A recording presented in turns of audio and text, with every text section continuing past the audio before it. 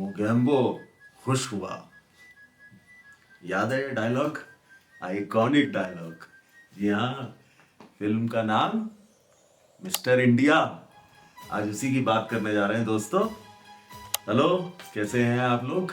मेरे नए ब्लॉग में आपका बहुत बहुत स्वागत। और मुझे उम्मीद है आपको मज़ा आ रहा होगा मेरे ब्लॉग्स में। आज हम बात करने जा रहे हैं 25 मई 1987 को रिलीज हुई the iconic film Mister India, जिसके प्रोड्यूसर थे बोनी कपूर और Surinder Kapoor, directed by Shekhar Kapoor, written by the legendary Salim Javed, lyrics by Javed Akhtar और music by Laxmikant Pyarelal. Main characters की अगर हम बात करें तो इस फिल्म में थे Anil Kapoor as Arun Verma and Mister India, Amrish Puri as Mogambo, Sridevi as Seema, Ashok Kumar as professor Sinha, Satish Kaushik as Calendar, Annu Kapoor as mister Gaitonde. अन्य कैरेक्टर्स में रमेश देओ, अजीत बचानी, बॉब क्रिस्टो, शरद सक्सेना और बहुत सारे कैरेक्टर्स थे। स्टोरी साई-फाई और बड़ी यूनिक सी स्टोरी थी इसकी। और अगर मैं एक लाइन में इसको बोलूं तो मिस्टर इंडिया बने अनिल कपूर को एक गैजेट मिल जाता है जिससे वो दिखाई नहीं देते हैं। वो गैजेट जो है चुराने की कोशिश होती है बाई अमरीश पुरी एज मोगैम्बो, और इसमें Sridevi playing the love interest of Anil Kapoor. Of course and में सब कुछ अच्छा होता है, मोगैम्बो का खात्मा होता है। ये एक लाइन में, एक लाइन की कहानी है। बाकी तो बहुत सारे मल्टीपल ट्विस्ट और कैरेक्टर्स हैं इसमें, तो वो आप फिल्म देखेंगे तो आपको पता चलेगा। वैसे मुझे उम्मीद है कि सब लोगों ने देख रखी होगी। ये शेखर कपूर जो इस फिल्म के डायरेक्टर हैं, उनकी सेकंड फिल्म थी। फर्स्ट फिल्म थी 1983 में मासूम, बहुत शानदार फिल्म थी। और इस फिल्म के बाद उन्होंने एक और फिल्म डायरेक्ट की थी, बैंडिट क्वीन 1994 में, लैंडमार्क फिल्म थी। उसके बाद वो इतने पॉपुलर हो गए कि उन्हें हॉलीवुड फिल्म से ऑफर आने लगे, और हॉलीवुड में भी उन्होंने एक दो बड़ी मशहूर फिल्में करी, जैसे एलिजाबेथ, बहुत सारी काम किया उन्होंने।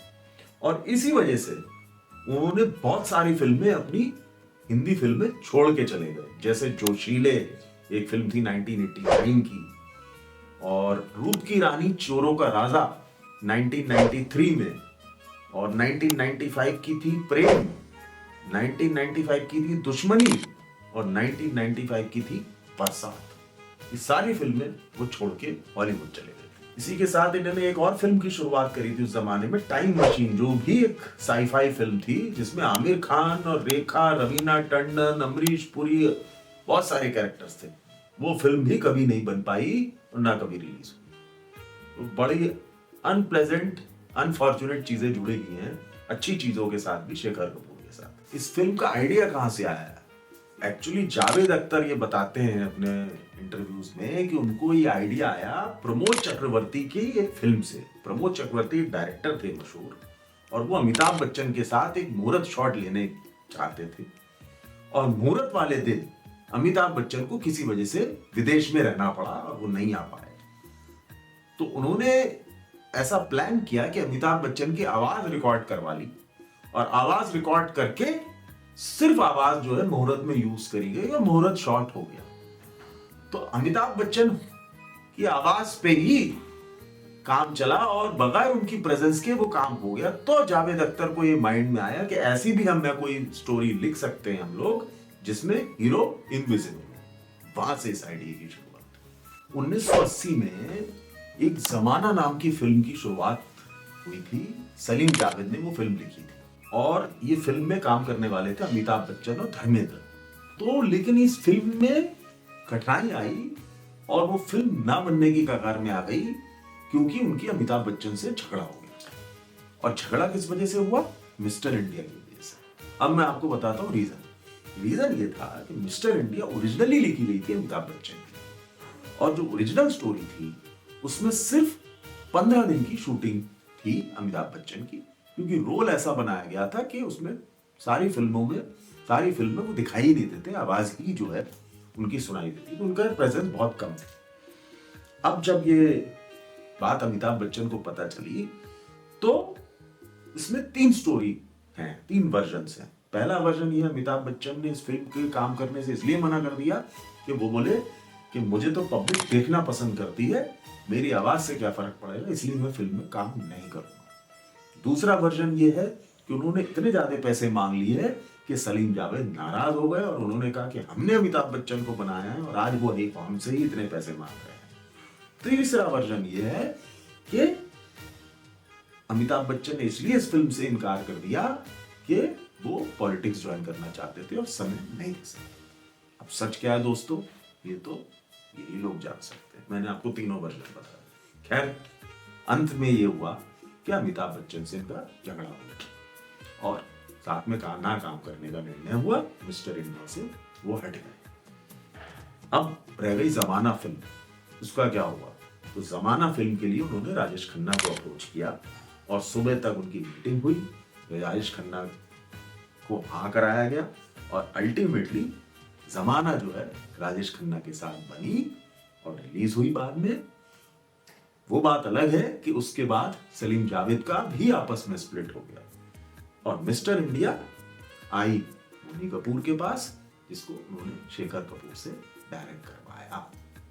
जब शेखर कपूर ने डायरेक्शन कम हाथ में ली तो वो चाहते थे मोगैम्बो के रोल के लिए अमरीश पुरी की बजाय अनुपम खेर को, लेकिन डिसाइड ये हुआ कि अनुपम खेर इतने डरावने, इतने स्केरी नहीं लगते जितने शायद अमरीश पुरी, जबकि दोनों ही बहुत प्यारे इंसान हैं, लेकिन कैरेक्टर की डिमांड के हिसाब से फिर अमरीश पुरी को चुना गया। मिस्टर इंडिया के रोल के लिए भी ये एक स्टोरी है कि इसके लिए भी राजेश खन्ना से भी बात की गई, उन्होंने मना कर दिया। फिर कमल हसन से भी बात की गई और उनको इंजरी हो गई, इसलिए उन्होंने मना कर दिया। आखिरकार बोनी कपूर ने अपने भाई से कहा कि तुम ये रोल कर लो, तब अनिल कपूर को ये रोल मिला और उन्होंने इसको निभाया और हिस्ट्री क्रिएट हो गई। एक इंटरेस्टिंग किस्सा इसके साथ और है कि शूटिंग शुरू होने से पहले शेखर कपूर को अप्रोच किया था आमिर खान ने और उनकी बड़ी इच्छा थी कि वो शेखर कपूर का असिस्टेंट बने, लेकिन शेखर कपूर ने उनको मना कर दिया कि उनको ये था एक नोशन के आमिर खान जो है थोड़े से अमीर से खानदान से बिलोंग करते हैं, वो बड़ी बड़ी गाड़ियों से आएंगे और माहौल थोड़ा अजीब सा हो जाएगा और वो शायद फिल्म के लिए अच्छा नहीं होगा। तो उन्होंने आमिर खान को विनम्रता से मना कर दिया। ओरिजिनली ये फिल्म सिप्पी के लिए लिखी गई थी, सिप्पी फिल्म्स के लिए सलीम जावेद ने लिखी थी, रमेश सिप्पी के लिए, लेकिन उन्होंने इसको इसलिए मना कर दिया था कि इसमें बहुत सारे स्पेशल इफेक्ट्स थे और उन्हें लगा ये बहुत महंगी होगी। तो खैर, उसके बाद जब बोनी कपूर के पास ये फिल्म आई तो उसमें पहले ये डिसीजन हुआ कि इसे अब्रॉड में शूट किया जाए क्योंकि स्पेशल इफेक्ट्स की डिमांड है, लेकिन फिर शेखर कपूर को आइडिया आया, वो रोज रात को जो स्पेशल इफेक्ट्स का जो व्यक्ति थे करने वाले, उसके साथ रोज रात को बैठ के डिस्कशन करते थे और ऐसा रास्ता निकालते थे कि खर्चे कम से कम में बढ़िया से बढ़िया इफेक्ट्स आ जाए। उस तरीके से इस फिल्म को बनाया गया और बोनी कपूर को बहुत सारा पैसे बचाया गया। ये सलीम जावेद की आखिरी फिल्म थी। इनफैक्ट उनका स्प्लिट तो बहुत पहले हो चुका था इस फिल्म को, लेकिन ये कहानी बहुत पहले लिखी गई थी और बनाया इसे बहुत बाद में था। इस फिल्म का आइकॉनिक डायलॉग मोगैम्बो खुश हुआ, मोगैम्बो खुश हुआ। जी हाँ, इस डायलॉग को लेकर शेखर कपूर ना खुश थे, उन्हें ये डायलॉग पसंद नहीं आया था। इनफैक्ट तो जावेद अख्तर ने उनसे ये बात कही थी कि ये डायलॉग बहुत आइकॉनिक बनेगा, आप प्लीज इसे फिल्म में रखिए। और ये बात खैर सत्य भी हुई, क्योंकि एक बार हुआ क्या कि क्रिकेट मैच चल रहा था और शेखर कपूर उस क्रिकेट मैच को देखने गए और कपिल देव ने एक छक्का मारा और छक्का मारने के साथ साथ एक दर्शक ने एक प्लेकार्ड उठाया और उस प्लेकार्ड पे क्या लिखा था, मोगैम्बो खुश हुआ। उस दिन को इनको ये प्रेडिक्शन जावेद अख्तर की याद आई और उनको ये महसूस हुआ कि जो उन्होंने बोला था वो सत्य था और ये जो है डायलॉग आइकॉनिक हो गया और देश भर में मशहूर। मोगैम्बो खुश हुआ की बात हुई। मोगैम्बो इज कंसिडर्ड कि शोले के गब्बर सिंह के बाद अगर किसी मशहूर विलन की बात होती है तो वो मोगेम्बो की होती है। तो one of the most iconic villains of film industry is considered this character Mogambo. Sridevi उस जमाने में नंबर 1 एक्ट्रेस थी। उस जमाने में मीनाक्षी शेषाद्री, जयप्रदा और भी लोग थे, लेकिन वो नंबर 1 थी। और ऐसा कहा जाता है कि इस फिल्म के लिए उन्हें रिकॉर्ड ब्रेकिंग 11 लाख रुपए का पेमेंट हुआ था, जो उस जमाने में बहुत बड़ी रकम होती थी। श्रीदेवी का फेमस गाना जो इस फिल्म में है, कांटे नहीं कटते, ब्लू साड़ी वाला जो गाना है, काटे नहीं कटते ये दिन ये रात, कहनी थी तुमसे जो दिल की बात। वो एक्चुअली उनको हाई फीवर में उन्होंने ये शूट किया था और आइकॉनिक सीन बन गया, आइकॉनिक गाना और डांस सीक्वेंस बन गया। इनफैक्ट इस गाने के पीछे भी एक स्टोरी है कि बोनी कपूर ने शेखर कपूर से कहा कि फिरोज खान की एक फिल्म 1986 में जाबाज आई थी, जिसमें उन्होंने श्रीदेवी का एक गाना था, हर किसी को नहीं मिलता। तो वो बोले थे वो इफेक्ट मुझे इस गाने में चाहिए, तो उस गाने को का इफेक्ट इस गाने में कॉपी करने के लिए ये गाना सीक्वेंस शूट किया गया था। और खैर आइकॉनिक हुआ और टाइम्स ऑफ इंडिया ने इसको one of the most iconic songs of Bollywood करार दिया था। हवा हवाई गाना, ये भी एक बहुत फेमस गाना हुआ और इनफैक्ट मीडिया ने मिस हवा हवाई नाम से श्रीदेवी को बुलाना शुरू कर दिया था। और इनफैक्ट वो इतना पॉपुलर हुआ कि मिस हवा हवाई का लुक मैडम तुसाड्स में सिंगापुर में वैक्स स्टैचू बना के रखा गया है श्रीदेवी का। इस फिल्म में आपको एक्टर आफ्ताब शिवदसानी और मैं मुझे मालूम मिस्टर इंडिया कौन है और the famous choreographer Ahmed Khan भी दिखाई देंगे एज चाइल्ड आर्टिस्ट। हाँ, इसीलिए तो उसने मिलावटी अनाज के गोदाम पकड़ा दिए। दोनों बच्चे हैं इस फिल्म में, बच्चों का रोल किया है। जो अनाथ बच्चों की टोली दिखाई है उसमें आपको ये दिखाई देगी। इस फिल्म का जो कॉकरोच सीन है, जो मशहूर कॉकरोच सीन है, उसके पीछे बड़ा एक इंटरेस्टिंग किस्सा है। एक्चुअली शेखर कपूर कॉकरोच के साथ वो सीन शूट करना चाहते थे और कॉकरोच काबू में आ नहीं रहा था, इधर से उधर भाग रहा था। तो उनको एक आइडिया आया, वो रम की बोतल अपनी निकाल के लाए और रम जो है चारों तरफ कॉकरोच के उन्होंने डाल दी। कॉकरोच को रम से थोड़ा सा नशा हो गया और नशा होने की वजह से कॉकरोच स्थिर हो गया। फिर जो है वो सीन जो फेमस सीन है वो शूट हुआ था। इसमें जो बहुत सारे ऑर्फन्स दिखाए गए हैं उसमें से सबसे छोटी बच्ची दिखाई गई टीना। अब उसका एक्चुअली फ्यूनरल का सीन था, उसकी डेथ दिखाई गई है इसमें, जो बड़ा सैड इंसिडेंट था। अब वो क्या इतनी छोटी बच्ची थी, वो जब भी वो सीन शूट करने की कोशिश हो वो हंस देती थी। तो अब बड़ा परेशानी हुई कि कैसे सीन शूट किया गया। अल्टीमेटली फिर ये आइडिया आया कि उनकी माँ को ये बोला गया बच्चे की कि भाई आप इसको सुला दीजिए तभी ये सीन शूट होगा। तो अल्टीमेटली फिर उसको सुलाया गया। जब वो सोई तब फिर उसका मरने का सीन शूट किया गया। वो सो रही थी असल में। 1957 में नाना भाई भट्ट ने एक मूवी बनाई थी अशोक कुमार के साथ, मिस्टर एक्स। वो पहली हिंदी फिल्म थी जिसमें एक इनविजिबल मैन को दिखाया गया था। अब इंटरेस्टिंग बात यह है कि अशोक कुमार उसमें लीड एक्टर थे और अशोक कुमार ही 1987 मिस्टर इंडिया में एज प्रोफेसर सिन्हा। एक और इंटरेस्टिंग फैक्ट है कि अनिल कपूर पूरी फिल्म में एक ही जोड़ी कपड़ों में आपको नजर आएंगे, टोपी लगा के, पूरी फिल्म में एक से।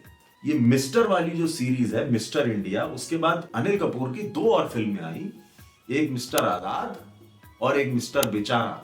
मिस्टर इंडिया खूब चली, बाकी दोनों फ्लॉप हो गई। एक और इससे एक किस्सा जुड़ा हुआ है इस फिल्म से कि इस फिल्म से एक्चुअली सलमान खान और द कपूर ब्रदर्स का एक माइनर झगड़ा भी शुरू हुआ था उस समय। एक्चुअली हुआ क्या था कि इस फिल्म की सक्सेस पार्टी का आयोजन हुआ और उसमें अवार्ड्स देने थे और बोनी कपूर ने अनुपम खेर को जिम्मेदारी दी थी कि अनाउंसमेंट करने की।